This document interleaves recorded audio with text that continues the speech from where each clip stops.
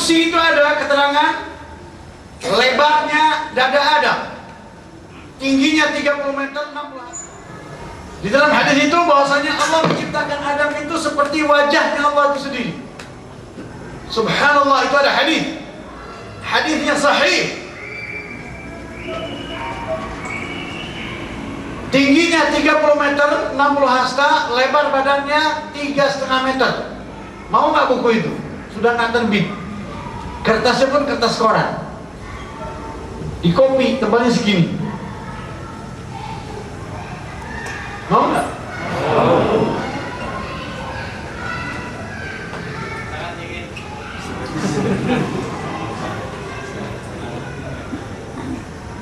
Pengurus di sini bilang mahal, katanya 8.000. Saya suruh kopi satu mahal 8.000 katanya. Lama kalau ngaji nggak mau keluar duit, mau anak-anak ke sekolah kan berapa banyak keluar duit. Belum tentu sekolah itu bisa masuk surga. Takdir itu mungkin atau tidak berubah? Mungkin. Dengan apa? Masyiah. Apa saja yang akan berubah? Surah 13 dan 39. Yang akan berubah dan yang tidak akan berubah, yang tidak akan pernah berubah, itu yang terdapat dalam Sahih Muslim hadis 2272. Tidak akan pernah berubah. Yang akan berubah,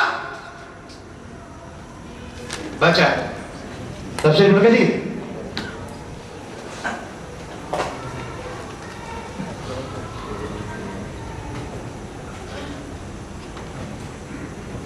Silakan. Firman Allah Ta'ala, Allah menghapus apa yang Dia kehendaki dan menetapkan. Para mufassir berikhtilaf mengenai hal itu. Ats-Tsawri meriwayatkan dari Ibnu Abbas, Allah mengatur perkara sunnah, lalu Allah menghapus apa yang Dia kehendaki kecuali kebahagiaan, kecelakaan, kehidupan, dan kematian, sebab kedua pasangan ini telah selesai penetapannya. Jadi ini tidak akan pernah. Diulangi lagi ya. Ulangi. As-Sawri meriwayatkan dari Ibnu Abbas, Allah mengatur perkara sunnah, lalu Allah menghapus apa yang Dia kehendaki kecuali kebahagiaan, kecelakaan, kehidupan, dan kematian. Stop. Baca Muslim. Radhiyallahu anhu katanya, Rasulullah Shallallahu Alaihi Wasallam yang mutlak benar menceritakan kepada kami, sesungguhnya proses penciptaan seseorang kamu setelah berada dalam perut ibunya selama 40 hari, kemudian dia menjadi alaqah atau segumpal darah selama 40 hari, kemudian menjadi mudghah segumpal daging selama 40 hari, kemudian diutus malaikat meniupkan roh kepadanya. Kemudian diperintahkan kepada malaikat menuliskan 4 ketetapan, yaitu mengenai rezekinya, ajalnya, amalnya, dan celaka atau bahagia. Stop. Apa itu? Rezekinya. Rezeki ini jadi ada 4 ya. Ini akan saya bahas satu persatu. Saya rinci loh. Ini saya akan bikin rinci bahasa takdir, rinci banget. Ulangi. Yang pertama, mengenai rezekinya. Rezeki ini terbagi menjadi 2 bahagian. Ada rezeki yang mungkin untuk berubah dan ada rezeki yang tidak mungkin berubah. Yang kedua, ajalnya. Ajalnya ini tidak mungkin. Lanjut. Amalnya. Amalnya. Amalnya ini mungkin berubah dan ada yang mungkin jadi terbagi 2. Ada yang mungkin berubah, ada yang mungkin tidak berubah. Lanjut. Dan celaka atau bahagia. Ahli syurga dan neraka. Ini mungkin untuk berubah dan mungkin tidak berubah. Ada yang terbagi menjadi 2. Kita bahas satu persatu. Rezeki. Rezeki itu terbagi menjadi 2 bahagian. Dulu pernah saya sampaikan ini. Rezeki itu terbagi menjadi 2 bahagian. Rezeki yang dimakan, diminum, dipakai, yang ada kaitannya dengan hidup dan mati, itu tidak akan pernah berubah. Rezeki hanya sekedar untuk memenuhi perut, minum untuk memenuhi kebutuhan, dan pakaian untuk memenuhi kehidupan supaya tidak baik. Ini yang ada hubungannya dengan kehidupan dan kematian, dan ini tidak akan pernah bisa berubah. Dan ini tidak ada hubungannya dengan usaha. Saya ulangi, ini tidak ada hubungannya dengan. Ada nggak orang yang pergi ke tempat hajatan ini hari, manten atau hajatan, ada nggak? Ada nggak? Ada. Anda makan nggak di sana? Makan nggak? Beli nggak? Beli atau tidak? Beli. Tempat undangan Anda beli. Hebat. Nah ini orang hebat ini. Loh, berapa harganya Pak satu porsi? Hah?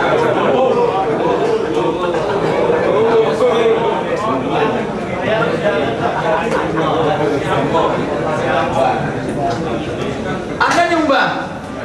Loh, yang nyuruh Anda nyumbang. Kenapa? Allah sudah katakan la yukallifullahu nafsan illa wus'aha. Yang wajib itu bukan resepsi, tapi akad nikah.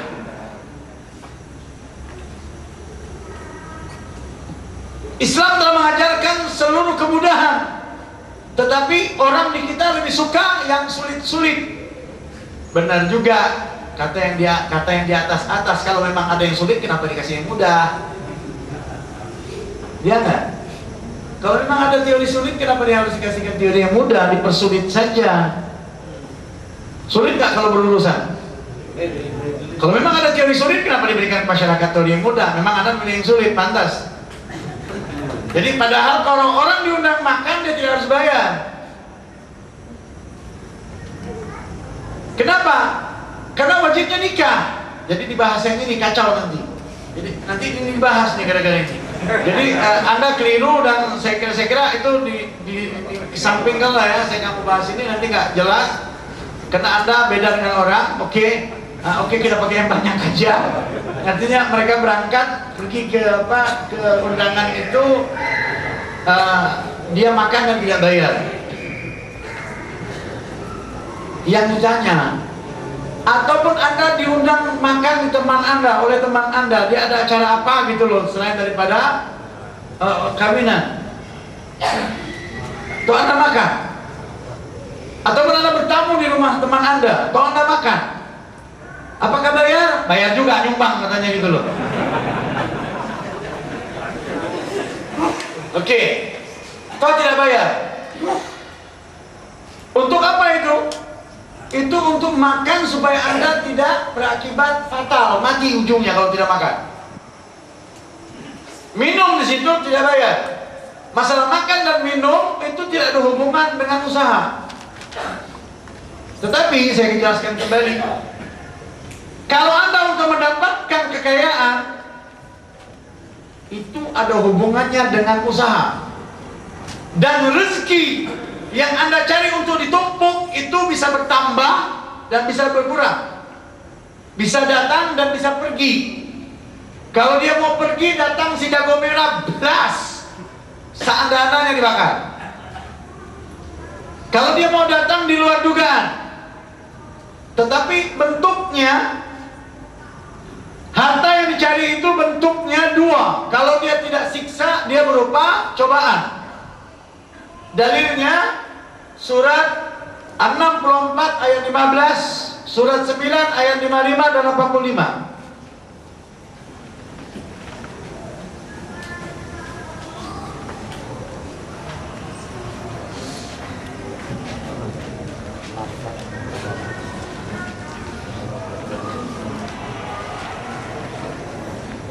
Silakan. ولا تعجبك أموالهم ولا أولادهم إنما يريد الله ليعذبهم بها في الحياة الدنيا وتزهق أنفسهم وهم كافرون. Silakan. Dan yang keduanya, Ustaz. أموالكم wa auladukum fitnah wallahu indahu ajrun adzim.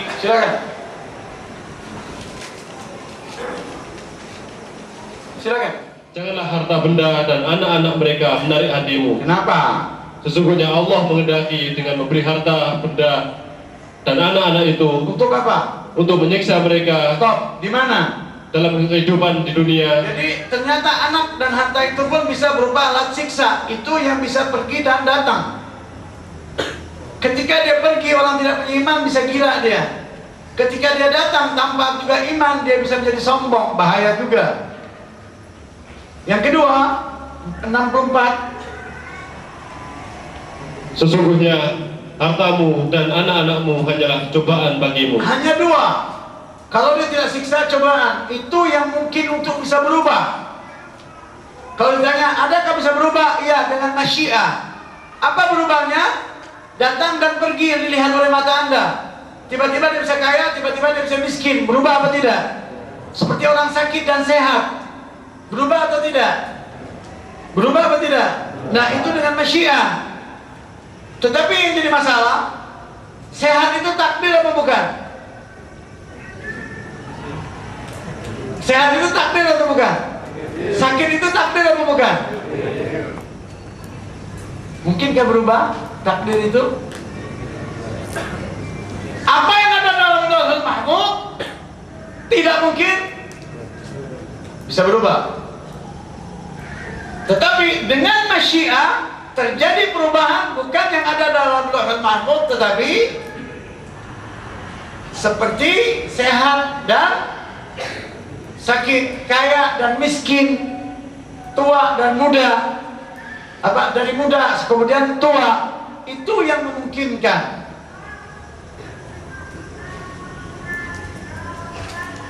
Kemudian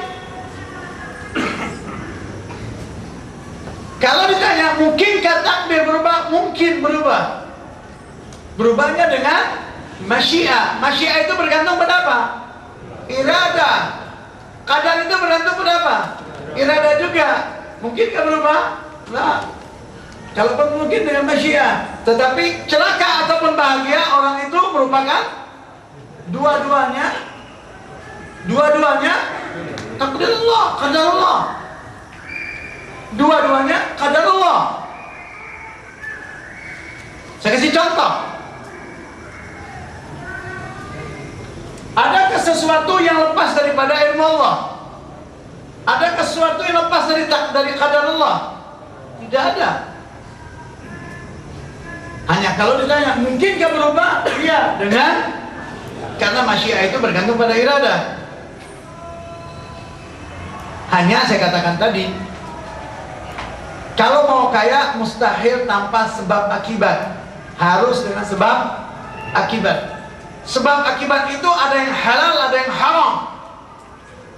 Diulangi, sebab akibat itu ada yang halal, ada yang haram. Itu kira-kira kemana? Yang haram itu kira-kira apa? Di mana?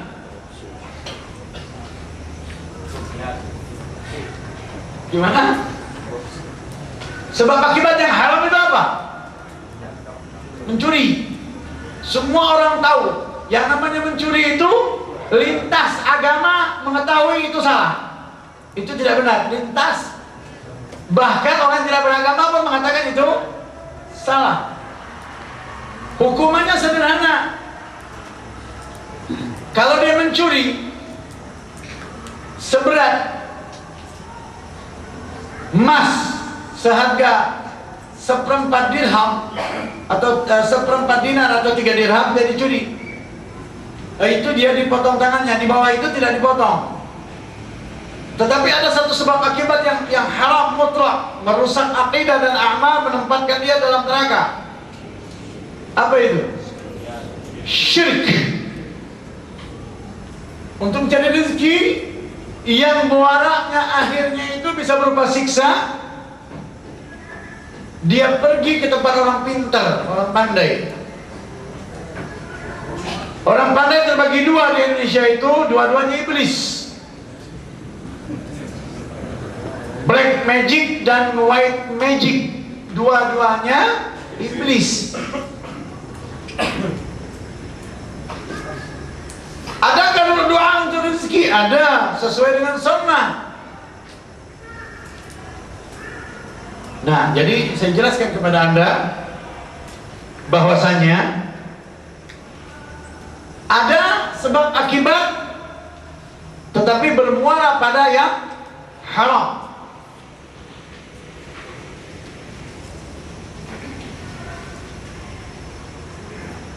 Setiap usaha yang menyalahi sunnah, yang menyalahi hukum Allah, dia haram. Kemudian ada pula sebab akibat yang legal menurut Allah, yang tidak bertentangan, yaitu salah satu contoh, Rasulullah SAW mendoakan orang-orang yang berangkat pagi setelah salat subuh itu mencari nafkah. Dia keluar dari rumahnya untuk mencari nafkah. Pada saat itu ada doa barakah untuk mereka. Kemudian, jadi rezeki itu terbagi menjadi dua bahagian. Rezeki yang bisa berubah itu dua motivasinya, dua akibatnya, efeknya. Kalau dia bukan cobaan, dia berupa siksa untuk orang itu. Tidak pernah menjadi orang yang terhormat di sisi Allah. Yang kedua, kemiskinan itu pun bisa berupa cobaan dan siksa pula. Ilmu itu pun bisa berupa cobaan dan siksa juga. Mungkinkah ada orang yang dilaknat oleh Allah dengan ilmu itu, lantas diberikan ilmu itu, lantas dia disetarakan dengan anjing? Mungkin nggak? Mungkin atau tidak? Mungkin atau tidak? Jadi ada orang dikasih ilmu, lantas disimpankan, lalu Allah katakan dia seperti anjing. Itu buka surat 7 ayat 175 dan 176 tafsir Ibnu Katsir.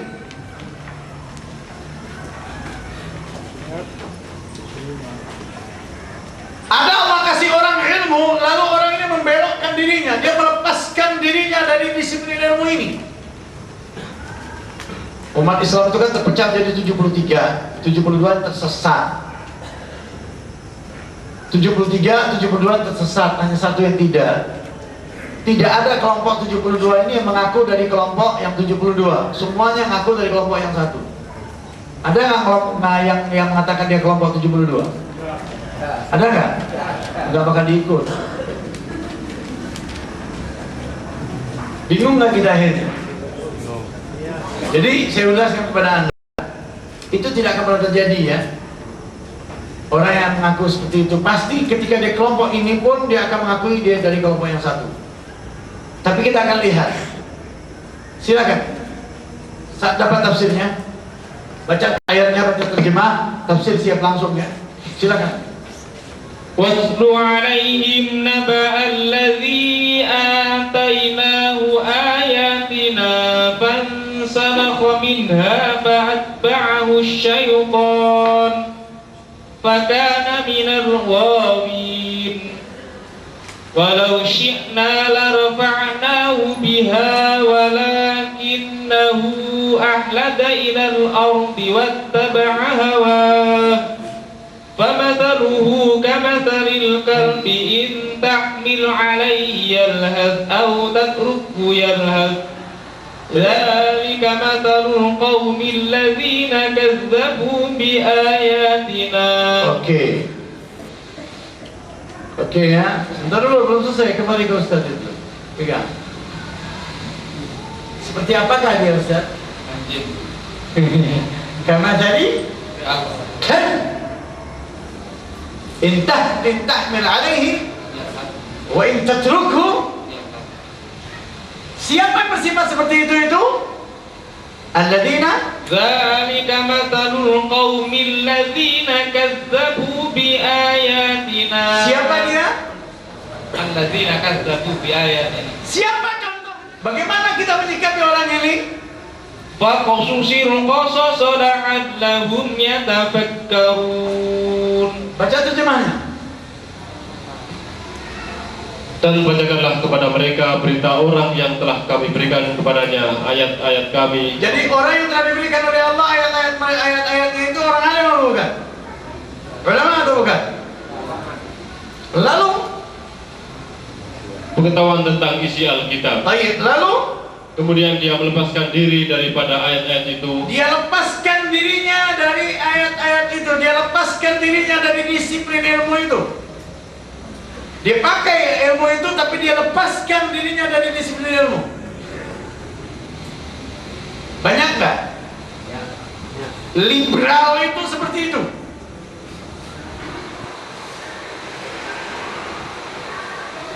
Seluruh pemahaman liberal yang bersumber dari filsafat seperti itu.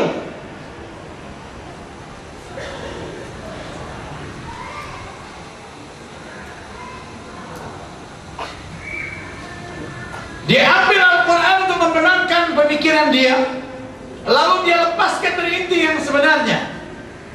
Akibatnya, lanjut.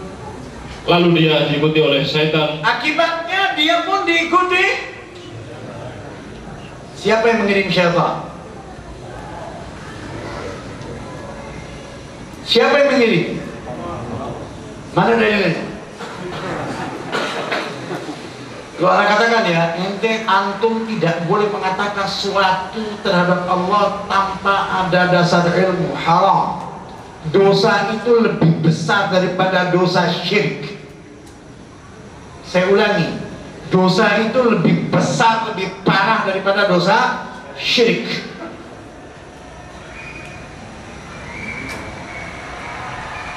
Perlu hati-hati. Kemudian lanjut. Lalu dia diikuti oleh setan sampai dia tergoda. Maka Siapa jadilah yang mengirim syaitan? Buka surat 19 ayat 82.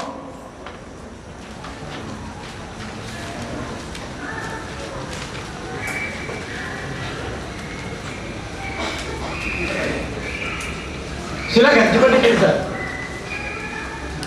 Alam Tara 83. Silakan. 1983. Alam taro anna arsalna asyayatina 'alal kafirina ta'uzzuhum azza. من الذي أرسل الشيطان؟ من الذي أرسل الشيطان؟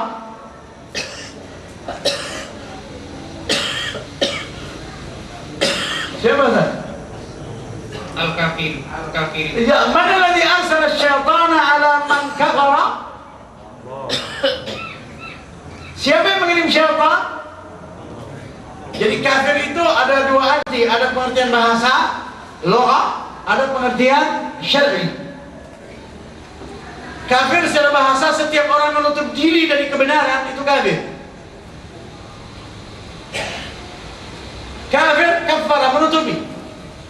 Siapa yang menutup dirinya dari kebenaran, menutup hatinya dari kebenaran, dia kafir. Istilahiyah, logah. Syar'i, kafir ketika ia mengatakan, setiap orang yang mengatakan syariat Muhammad sallallahu alaihi wasallam tidak sempurna, ia kafir. Ia telah menuduh Allah tabaraka wa ta'ala dan Rasulnya Muhammad terutama pendusta. Mana lebih bejat daripada orang mencaci maki kepala negara? Mana lebih biadab? Kira-kira mana lebih biadab? Orang yang mencaci maki kepala negara dengan menuduh Rasulnya tidak mana? Mana yang lebih biadab kira-kira?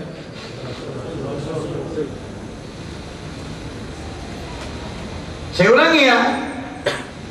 Ada nggak orang di kita itu mengatakan syariat Muhammad itu tidak sempurna? Ada nggak? Seluruh jil dan jaringannya, seluruh liberal, seluruh penganut pendapat Ibnu Arabi dan kaum Zanadiq dan filsafat juga juga mengatakan syariat Muhammad itu tidak sempurna.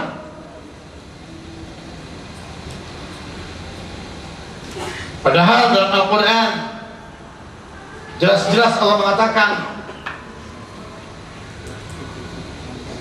pada surat 5 Al-Ma'idah ayat 3, Dia berkata, Al-yawma akmaltu lakum dinakum. Akmalaha. Akmal, apa ke akmal? Sampurna. Yang menurunkan mengatakan syariat itu sampurna. Tidak ada sedikit pun cacat. Silakan Ustaz. Poinnya aja langsung Ustaz. Al-yawma akmaltu lakum dinakum wa atmamtu alaykum ni'mati wa raditu lakumul Islam dina. Muhammad SAW dengan Allah menyatakan bahwasanya syariat yang Dia turunkan telah kamil, utuh, tidak ada sedikit pun kekurangan. Silakan. Pada hari ini telah kusempurnakan untuk kamu agamamu. Jadi sempurna, utuh, tidak perlu ditak-atik. Lalu orang-orang itu berkata syariat ini naqisah, kurang. Yang kedua, berarti dia telah menuduh Muhammad SAW tidak amanah. Di dalam surat 67, surat 5 Al-An'am ayat Al-Ma'idah ayat 67, Allah mengatakan memberikan kepada Rasulullah SAW agar menyampaikan seluruh isi ajaran yang telah disampaikan oleh Allah kepadanya. Silakan. Hai Rasul, Ya ayyuhar rasul balligh ma unzila ilaika min rabbik wa illam taf'al fama ballaghta risalatah wallahu ya'simuka minan nas innallaha la yahdil qaumal kafirin. silakan. Hai Rasul, Apa kata Allah? sampaikanlah apa yang diturunkan kepadamu dari Tuhanmu. Allah mengatakan sampaikanlah seluruhnya, tidak boleh ada yang sisa. Kemudian Dan jika tidak kamu kerjakan apa yang diperintahkan itu, berarti kamu tidak menyampaikan amanahnya. kalau tidak kamu lakukan apa yang aku perintahkan ini, tidak kamu sampaikan semuanya, berarti kau tidak amanah. Maka Rasulullah SAW setiap berdakwah beliau berkata, Allahumma inni qad ablagh, Allahumma fashhad. Ya Allah, aku telah menyampaikan, dan ya Allah saksikanlah bahwasanya apa seluruh yang telah diturunkan oleh Allah tidak ada yang kurang, semua telah disampaikan.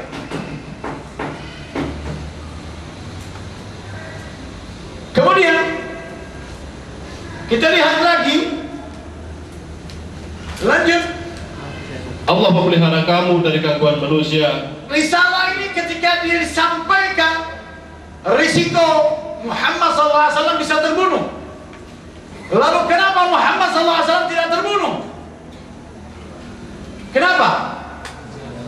Poin kedua, ulangi poin kedua. Kamu dari gangguan manusia. Siapa yang menggaransinya Muhammad tidak akan pernah dibunuh? Allah menggaransi Muhammad dia tidak akan kalau tidak digaransi oleh Allah terbunuh atau tidak? Berarti setiap penyampai kebenaran dia resikonya bisa dibunuh oleh masyarakatnya.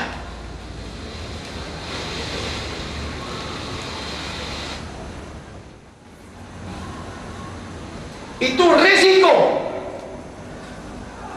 Karena kebenaran itu harus disampaikan, dia bertentangan dengan masyarakat. Karena dia satu ajaran untuk memperbaiki struktur masyarakat, manusia. Mungkinkah sesuatu yang bisa memperbaiki manusia bisa diterima oleh manusia dengan lapang dada? Mungkin atau tidak? Maka kembali ke surat 6 ayat 125 itu.